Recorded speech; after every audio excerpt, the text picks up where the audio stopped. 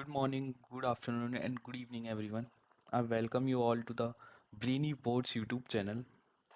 So आज जो है अपन क्लास नाइन्थ का चैप्टर वन की एक्सरसाइज 1.1 देखेंगे। ठीक है, मैंने इसका इंट्रोडक्शन चैप्टर का पूरा पहले ही दे दिया है एक वीडियो में कि इसमें जो जो फॉर्मूलेज जो जो चीज़ें यूज़ होने वाली है उस वीडियो में मैंने आप सबको अच्छे से एक्सप्लेन किया है कि उसमें आप कैसे कर सकते हो, क्या देख सकते हो, इसमें किस किस तरह के फॉर्मूले यूज़ होंगे, किस किस तरीके से टाइप्स ऑफ क्वेश्चन बन सकते हैं। उन सब के ऊपर मैंने एक डेडिकेटेड वीडियो अलग से बना दी है, तो आप जाके चाहे तो उसको देख सकते हो। मैं उसकी लिंक जो है डिस्क्रिप्शन में अटैच कर दूंगा। आज जो है अपन को पता होगा कि अपनी जो क्लास नाइन्थ की एनसीईआरटी का जो सिलेबस था वो पूरा का पूरा चेंज हो चुका है। तो अपन जो न्यू एनसीईआरटी है उसके बेसिस पे जो अपनी एक्सरसाइज 1.1 है, आज अपन उसको पूरा का पूरा सॉल्व करके देखेंगे। ठीक है, तो अपन स्टार्ट करते हैं।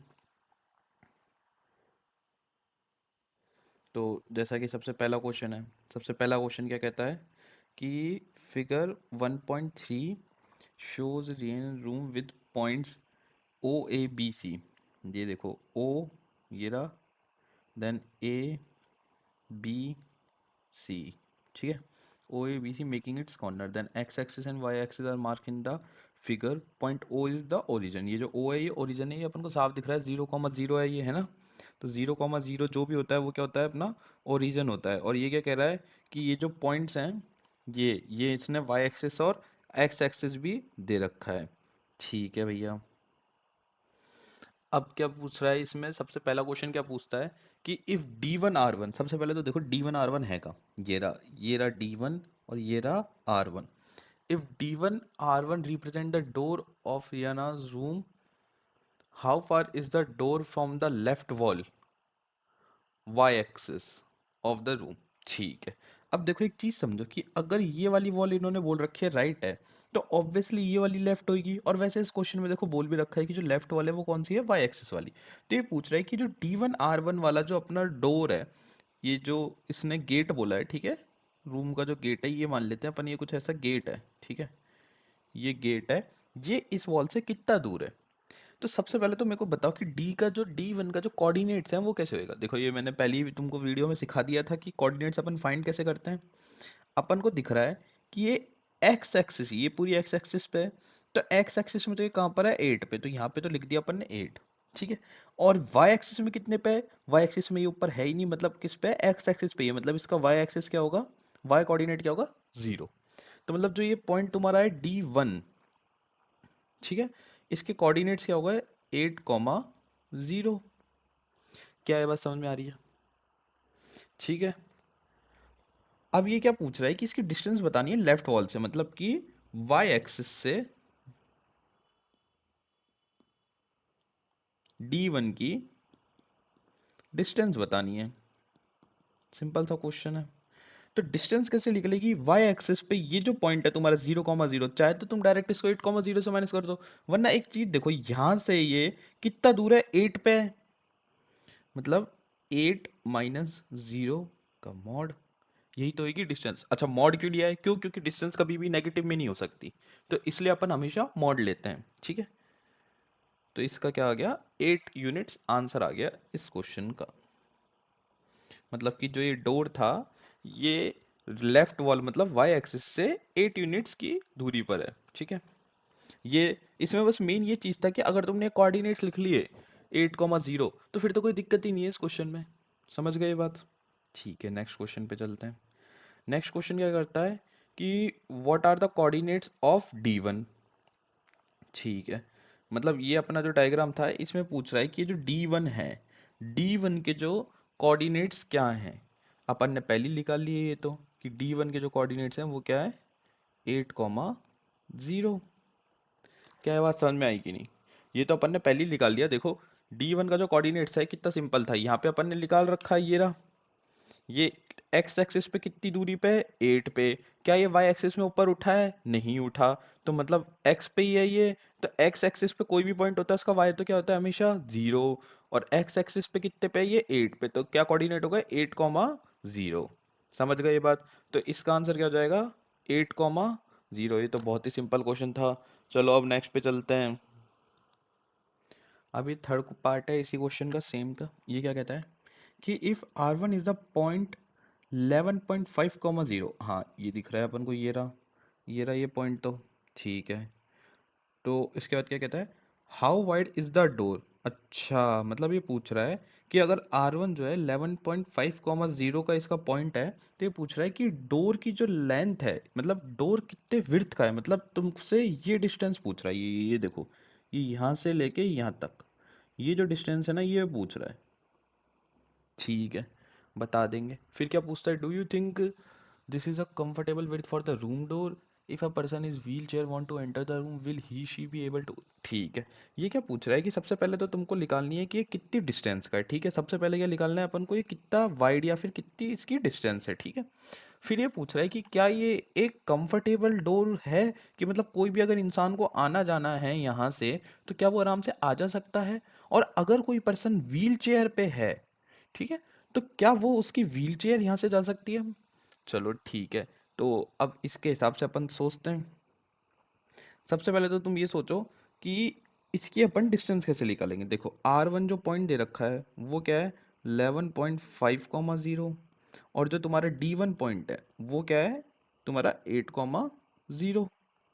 अब तुमको इसके बीच की डिस्टेंस निकालनी, तो तुमको साफ समझ में आ रहा है कि तुम इस पॉइंट को इस पॉइंट से माइनस कर दो, तो तुम्हारा ये जितना भी है वो पूरा आ जाएगा। मतलब यहाँ से तुम पहले तो ये पूरी डिस्टेंस ले लो, यहाँ तक की ये पूरी डिस्टेंस, ठीक है, इस पॉइंट तक की ये पूरी डिस्टेंस ले ली। अब इस पूरी डिस्टेंस में से अगर तुम इतनी डिस्टेंस माइनस कर दो D1 तक की डिस्टेंस, तो क्या तुम्हारी बस ये बचेगी, हाँ कि ना। वापस समझो, तुमने जीरो से लेके, ये देखो ये ओ है, ओ से लेके R1 तक की पूरी डिस्टेंस ले ली, फिर तुमने उसमें से माइनस कर दिया जी ओ से लेके D1 तक की डिस्टेंस, तो तुम्हारी पास D1 से R1 तक की तो डिस्टेंस बचेगी। तो मतलब 11.5 में से अगर तुम 8 को माइनस कर दो, मतलब कितना आ रहा है तुम्हारा 3.5। ठीक है, 3.5 यूनिट्स आ रहा है, तो तुम्हारी मतलब ये डिस्टेंस बचेगी। क्या इसमें कोई दिक्कत है, समझ गए ये बात। मैंने क्या किया कि मैंने पूरा ये यहाँ तक ले लिया, R1 तक की डिस्टेंस ही कितनी थी 11.5, इसमें से 8 तक की माइनस कर दी, तो ये इतनी तो बचेगी अपनी। ये आ गई अपनी डोर की, डोर कितना वाइड है ये अपन को पता चल गया, मतलब उसकी जो डोर की जो डिस्टेंस है या फिर डोर की जो विड्थ है वो आ चुकी है 3.5 आ चुकी है। ठीक है, अब ये अगला इसमें क्या पूछा था, एक मिनट, ये क्या हो रहा है, इसको हटा देते हैं, ये जाने कैसे आ गया। पहन लेते हैं, अगले पे चलते हैं। अगला, हाँ, अगला इसमें चीज़ पूछी थी कि क्या ये कंफर्टेबल है। ठीक है, अब इसके लिए तुमको एक चीज़ समझनी पड़ेगी कि ये अपन ने पास जो आंसर आया था, ये आया था अपने पास यूनिट्स में। ठीक है, तो इसको सबसे पहले अपन कन्वर्ट करते हैं फिट में या फिर इंचज में, जिससे अपन को पता चल पाएगा सही से कि क्या ये कंफर्टेबल है या नहीं। अब देखो ये जो एक यूनिट था, इस क्वेश्चन में अपन ये मानते हैं कि लाइक एक यूनिट जो है वो एक फिट के बराबर है। ठीक है, अब अपन को एक ये बात पता होनी चाहिए कि एक फिट में 12 इंचेस होते हैं, तो मतलब 3.5 फीट में कितने हो जाएंगे, 12 इंटू 3.5, मतलब 42 इंचेस। अब एक चीज बताओ, अगर कोई भी डोर 42 इंचेस विड्थ में है, तो क्या वो किसी भी इंसान के घुसने के लिए कोई भी इंसान आराम से उसमें घुस सकता है। हाँ, yes, it is comfortable for, it is comfortable for person पूछा था, ह्यूमन बीइंग पूछा था, जो पूछा था वही लिखेंगे यार। देखो क्वेश्चन में कि डू यू थिंक, हाँ, कंफर्टेबली पूछा था फॉर एनीवन। ठीक है, अब उसने पूछा था व्हील चेयर के लिए। यार देखो, व्हील चेयर जो होती है ना, उसकी जो अप्रॉक्सीमेटली लेंथ होती है, देखो कम ज़्यादा हो सकती है, बट जो अप्रॉक्स लेंथ होती है ना, वो होती है 32 इंच की। व्हील चेयर की जो अप्रॉक्स लेंथ विड्थ होती है वो होती है 32 इंच की, और अपना डोर कितने का है, 42 का। व्हील चेयर कितनी है, 32 की, तो 32 लेस देन है 42 से, तो मतलब 32 वाली जो व्हील चेयर है इंचेस की, वो 42 में आराम से जा सकती है। तो मतलब yes, it is comfortable. Wheel chair भी, मतलब कोई भी इंसान भी जा सकता है। अब देखो, एक तो तुम समझो कि मतलब जो व्हील चेयर होती है उसकी जो विड्थ होती है, जो व्हील चेयर की जो विड्थ होती है वो एक, ये जैसे कोई व्हील चेयर मान लो ये है ऐसे ऐसे करके कुछ, ठीक है। मतलब मेरी तो यार ड्राइंग मैंने पहले ही बोला था ख़राब है, तो ड्राइंग पे तो जाना मत तुम लोग। तो ये कुछ मान लो कि ये व्हील चेयर है और यहाँ पे ये एक इंसान है, ठीक है।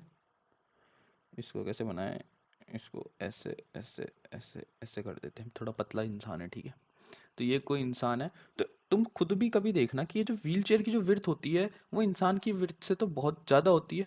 मतलब इंसान देखो कितना मोटा होगा, थोड़ा इतना हो जाएगा और हो जाएगा, पर व्हील चेयर जितना तो बहुत कम इंसान मोटे होते हैं ना, मतलब होते होंगे, ऐसा नहीं कह रहा मैं, नहीं होते हैं, होते हैं, बट उतने नॉर्मली जो लोग होते हैं वो इतने नहीं होते, ठीक है। तो अगर व्हील चेयर ही आराम से जा पा रही तो कोई भी इंसान तो आराम से जा ही सकता है, और वो भी व्हील चेयर के बाद भी इसमें तो काफ़ी स्पेस बच रहा है, ठीक है।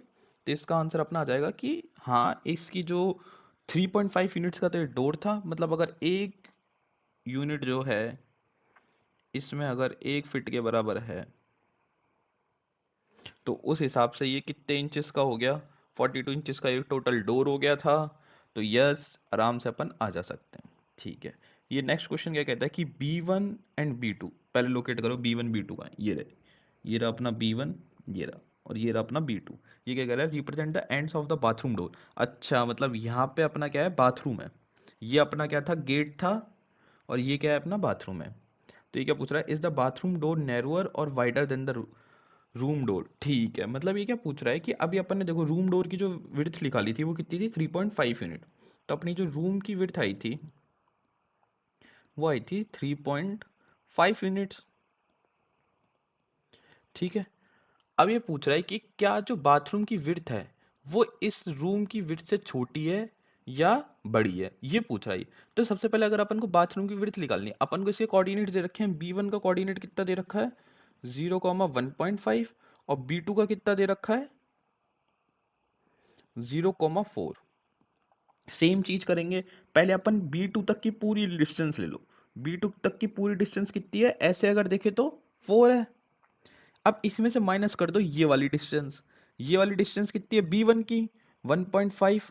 तो इससे अपनी क्या डिस्टेंस आ जाएगी, ये पूरी डिस्टेंस आ जाएगी। अरे भाई देखो कि जैसे पहले मैंने कितनी ले ली थी, ये पूरी डिस्टेंस ले ली, ठीक है, फिर इसमें से मैंने ये वाली माइनस कर दी, तो अब मेरी जो डिस्टेंस आएगी वो यही तो आएगी, समझे कि नहीं। देखो, यहाँ से मैंने पहले ये वाली डिस्टेंस ली, ठीक है, फिर मैंने जो है ये वाली डिस्टेंस में से इसको माइनस कर दिया, अब मेरे पास कितनी बचेगी, यही तो बचेगी बस, जो इसकी विड्थ है। तो यही तो मैं कर रहा हूँ, समझ गए। तो इसको इसमें से अगर अपन ने माइनस किया तो कितना आ जाएगा अपना, 2.5। अब अपन को समझ में आ रही है ये किसकी आ चुकी है अपने पास, बाथरूम की। क्या ये बात समझे। अब जो बाथरूम की डिस्टेंस है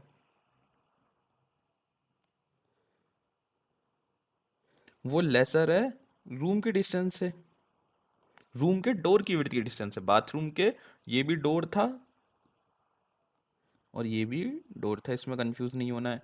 क्यों, क्योंकि ये आई है 2.5 विच इज़ लेसर देन 3.5। तो अपन ये कह सकते हैं कि ये क्या है, नैरोअर है। इसने ये पूछा था कि क्या ये नैरोअर है या वाइडर है, तो अपन ये बोल सकते हैं कि हाँ ये नैरोअर है, ठीक है। तो इस वीडियो में तो बस यही, क्यों, क्योंकि अपनी जो पूरी एक्सरसाइज 1.1 है, एंड ऑफ द स्लाइड्स पे अपन आ चुके हैं, पूरी ख़त्म हो चुकी है। इसमें कुछ भी नहीं था, देखो सिंपल, बहुत सिंपल सी चीज़ें थी। इसमें करा क्या है अपन ने कि एक ही क्वेश्चन के इसमें 4 पार्ट दे रखे थे, समझ रहे हो ये बात। एक ही क्वेश्चन के इसमें बस 4 पार्ट थे और इसके अलावा इसमें कुछ था ही नहीं। एनसीईआरटी ने ये जब इसने इस बार कोर्स चेंज किया तो मुझे काफ़ी चीज़ें इसमें अलग लगी हैं, लाइक मतलब पहले एनसीईआरटी जो क्वेश्चन देती थी वो ज़्यादा देती थी या फिर उसमें सेंस बनता था, पर इस बार इन्होंने क्या किया है कि जो एक्सरसाइज से पहले जो हर एक एक्सरसाइज का जो इंट्रोडक्शन है उसमें उन्होंने काफ़ी चीज़ें बता रखी है, बट देन उसके हिसाब से इन्होंने क्वेश्चन बहुत कम दे रखे हैं, मतलब लाइक तुम ये और अच्छे क्वेश्चन दे सकते थे। और बाकी तो ठीक है, जो एनसीईआरटी ने दिया है अब उसको तो अपन को मानना ही पड़ेगा और वो तो करने ही पड़ेंगे। तो अब आप ये क्वेश्चंस की एक बार खुद से भी प्रैक्टिस करना, वैसे तो बहुत ही आसान क्वेश्चन थे तो ये आराम से हो जाने चाहिए। बाकी फिर मैंने सोचा है कि अपन जब ये पूरा एनसीईआरटी का चैप्टर कंप्लीट कर लेंगे तो उसके बाद मैं खुद अपनी वर्कशीट दिया करूँगा आपको, आप उनकी प्रैक्टिस करना, लाइक उसमें जो क्वेश्चन होंगे ना वो नेक्स्ट लेवल रहेंगे। अगर तुमसे वो हो जाएंगे, तुम वो कर पाओगे आराम से, तो फिर मतलब तुम कर सकते हो किसी भी टाइप के क्वेश्चन। तुमको कभी भी ये कोऑर्डिनेट्स के नाम से डर नहीं लगेगा। और मैं तुमको बता रहा हूँ, ये कोऑर्डिनेट्स का ऐसा सीन है कि ये अभी भी आएंगे, ये बाद में भी आते हैं, 10th में भी हैं, 11th में भी होते हैं, 12th में भी होते हैं, तो ये मतलब ये अपने काम आते हैं। तो इसको जितना अच्छे से सीख लो, जितना अच्छे से इससे फ्रेंडली हो जाओ, उतना अच्छा रहेगा। ठीक है, तो अभी के लिए इतना ही। Thank you guys for watching this video.